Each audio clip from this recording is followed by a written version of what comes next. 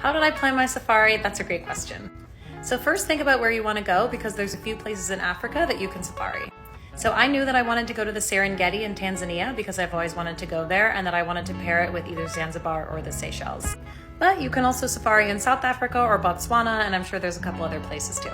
So we knew Tanzania, and then we knew our specific dates, because for me, work kind of dictates when I'm able to travel, and I know we wanted to go for like 2 weeks, so I carved out the period that I wanted to travel. What I would recommend from there would be to figure out who you want to work with in terms of a travel agency before you book your flight. For us, when it came to working with a safari provider or a tour provider, we had some friends who just went, and they recommended a local Tanzanian organization, which I think is a little bit more rare, and we wanted to support the local people, so we booked with them, and we had a great experience.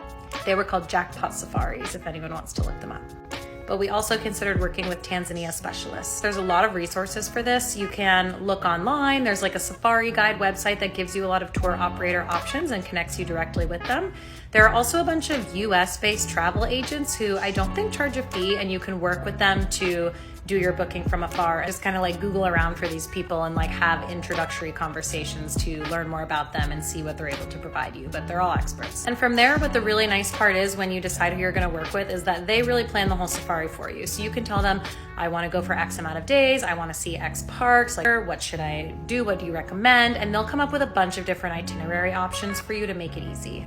And then from there, you can kind of edit. So, oh, maybe actually we'll do an additional day here. Oh, we'll actually want to stick on something there.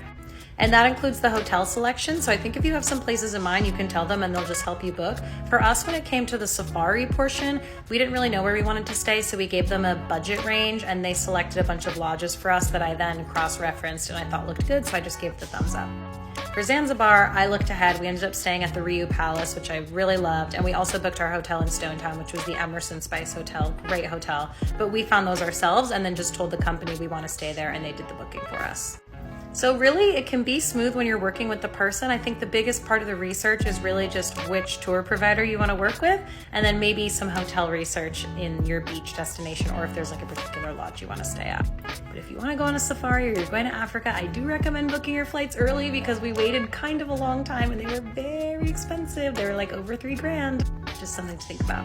This was a lot of information. I hope this helps. If there's anything I need to dig into deeper, please let me know.